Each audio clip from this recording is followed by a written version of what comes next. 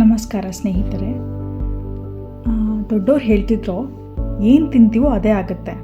ಹಸಿದ ಹೊಟ್ಟೆಗೆ ಧರ್ಮ ಗೊತ್ತಾಗೋದಿಲ್ಲ, ಹೊಟ್ಟೆ ತುಂಬಿದರೆ ಮನಸ್ಸು ಶಾಂತ. ಈ ಮಾತುಗಳನ್ನು ಕೇಳುತ್ತಾ ಬೆಳೆದಿದ್ದೀವಿ. ಆದರೆ ನೀವು ಎಂದಾದರೂ ಯೋಚಿಸಿದ್ರಾ, ನಮ್ಮ ಹೊಟ್ಟೆ ಕೇವಲ ಆಹಾರ ಮಾತ್ರ ಇಟ್ಕೊಳ್ಳುತ್ತಾ, ಅಥವಾ ಅದು ನಮ್ಮ ದೇಹದ ಅತ್ಯಂತ ಬುದ್ಧಿವಂತ ಅಂಗಗಳಲ್ಲಿ ಒಂದಾ? ಕೆಲವರು ಗಟ್ ಈಸ್ ಅವರ್ ಸೆಕೆಂಡ್ ಬ್ರೈನ್ ಅಂತ ಹೇಳ್ತಾರೆ. ನಮಗೆ ಗಟ್ ಫೀಲಿಂಗ್ ಯಾಕೆ ಬರುತ್ತೆ? ಬನ್ನಿ, ಇಂದು ನಮ್ಮ ಹೊಟ್ಟೆಯ ಅದ್ಭುತ ಪ್ರಯಾಣವನ್ನು ತಿಳಿಯೋಣ. ಒಂದು ಕ್ಷಣ ನೀವು ಒಂದು ತುತ್ತು ಅನ್ನ ತಿಂದಿರಿ ಎಂದು ಊಹಿಸಿ. ಆ ತುತ್ತಿನ ಪ್ರಯಾಣ ಎಲ್ಲಿಂದ ಶುರುವಾಗ್ತದೆ? ಬಾಯಿಂದ. ನಾವು ಚೆನ್ನಾಗಿ ಅಗಿದು ತಿಂದಾಗ ಜೀರ್ಣಕ್ರಿಯೆಯ ಮೊದಲ ಹೆಜ್ಜೆ ಅಲ್ಲೇ ಆರಂಭ ಆಗುತ್ತೆ. ಆಮೇಲೆ ಆಹಾರ ಅನ್ನನಾಳದ ಮೂಲಕ ಹೊಟ್ಟೆ ತಲುಪುತ್ತೆ. ಹೊಟ್ಟೆ ಕೇವಲ ಆಹಾರವನ್ನು ಇಟ್ಟುಕೊಳ್ಳೋದಿಲ್ಲ, ಅದು ಆಹಾರವನ್ನು ಮಿಶ್ರಣ ಮಾಡುತ್ತೆ. ಬಹಳ ಶಕ್ತಿಯುತವಾದ ಜಠರ, ಆಮ್ಲ ಹಾಗೂ ಜೀರ್ಣಕಾರಿ ಸರಸಗಳನ್ನು ಸಹಾಯದಿಂದ ಆಹಾರವನ್ನು ಸಣ್ಣ ಸಣ್ಣ ಭಾಗಗಳಾಗಿ ಒಡೆಯಲು ಪ್ರಾರಂಭಿಸುತ್ತೆ.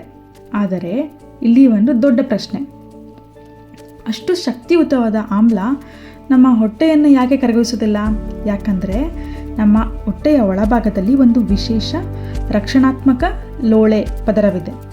ಅದು ಆಮ್ಲದಿಂದ ಹೊಟ್ಟೆಯನ್ನು ರಕ್ಷಿಸುತ್ತದೆ. ಇದರ ಜೊತೆಗೆ ಹೊಟ್ಟೆಯ ಒಳಪದರವೂ ನಿರಂತರವಾಗಿ ತನ್ನನ್ನು ತಾನು ಹೊಸದಾಗಿ ನಿರ್ಮಿಸಿಕೊಳ್ಳುತ್ತದೆ. ಎಷ್ಟು ಅದ್ಭುತವಾದ ವ್ಯವಸ್ಥೆ ಅಲ್ವಾ? ಈಗ ಅತ್ಯಂತ ಕುತೂಹಲಕಾರಿ ವಿಷಯ, ನಮ್ಮ ಜೀರ್ಣಾಂಗದಲ್ಲಿ ಸುಮಾರು 50 ಕೋಟಿಗೂ ಹೆಚ್ಚು ನರಕೋಶಗಳು ದೊಡ್ಡ ಚೀಲವಿದೆ. ಇದನ್ನೇ ಎಂಟರಿಕ್ ನರ್ವಸ್ ಸಿಸ್ಟಮ್ ಅಂತ ಕರೀತಾರೆ. ಈಗ ಅತ್ಯಂತ ಕುತೂಹಲಕಾರಿ ವಿಷಯ, ನಮ್ಮ ಜೀರ್ಣಾಂಗದಲ್ಲಿ ಸುಮಾರು 50 ಕೋಟಿಗೂ ಹೆಚ್ಚು ನರಕೋಶಗಳ ದೊಡ್ಡ ಚೀಲವಿದೆ.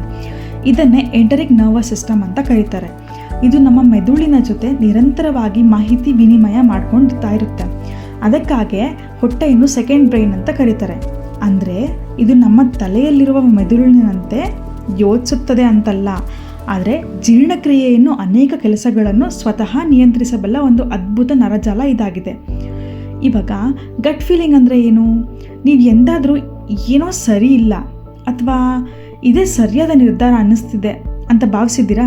ಅದನ್ನೇ ಹಲವಾರು ಗಟ್ ಫೀಲಿಂಗ್ ಅಂತ ಕರೀತಾರೆ. ಆದರೆ ನಮ್ಮ ಹೊಟ್ಟೆ ಭವಿಷ್ಯ ಹೇಳೋದಿಲ್ಲ. ನಮ್ಮ ಮೆದುಳು ಮತ್ತು ಹೊಟ್ಟೆ ನಿರಂತರವಾಗಿ ಒಂದಕ್ಕೊಂದು ಸಂದೇಶ ಕಳಿಸ್ತಾ ಇರುತ್ತೆ.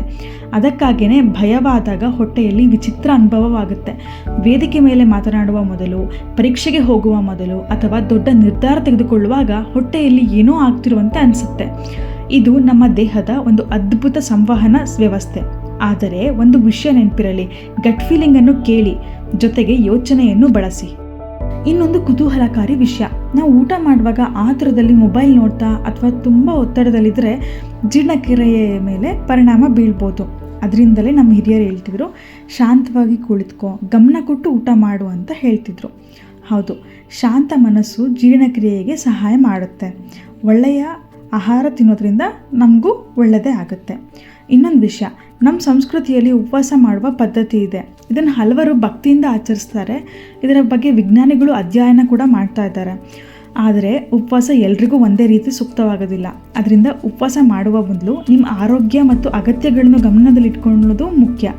ನಮ್ಮ ದೇಹ ಏನು ಹೇಳುತ್ತೆ ಎಂಬುದನ್ನು ಕೇಳುವುದು ಅಷ್ಟೇ ಮುಖ್ಯ. ನಮ್ಮ ಹೊಟ್ಟೆ ನಾವು ಕೊಡುವ ಆಹಾರವನ್ನೇ ಬಳಸಿಕೊಂಡು ನಮ್ಮ ದೇಹವನ್ನು ಕಟ್ಟುತ್ತೆ. ಅದರಿಂದ ನಾವು ತಿನ್ನುವ ಪ್ರತಿಯೊಂದು ತುತ್ತು ಒಂದು ಆಯ್ಕೆ ಒಳ್ಳೆಯದಾದರೆ ದೇಹವು ಒಳ್ಳೆಯದಾಗುತ್ತದೆ. ಹಾಗೆಯೇ ಮನಸ್ಸಿಗೂ ಒಳ್ಳೆಯ ಆಲೋಚನೆಗಳನ್ನು ಕೊಡಿ. ದೇಹಕ್ಕೂ ಮನಸ್ಸಿಗೂ ಒಳ್ಳೆಯ ಆಹಾರ ಬೇಕು. ಇಂದು ನಾವು ಹೊಟ್ಟೆಯ ಬಗ್ಗೆ ತಿಳಿದುಕೊಂಡ್ವು. ಆದರೆ ನಾವು ತಿಂದ ಆಹಾರ ಪೋಷಕಾಂಶಗಳಾಗಿ ಪರಿವರ್ತಿಸಿ ದೇಹದ ಪ್ರತಿಯೊಂದು ಜೀವಕೋಶಕ್ಕೂ ತಲುಪಿಸುವ ಒಂದು ಅದ್ಭುತ ಕಾರ್ಖಾನೆ ನಮ್ಮ ದೇಹದಲ್ಲಿದೆ. ಅದು ಯಾವುದು ಗೊತ್ತಾ?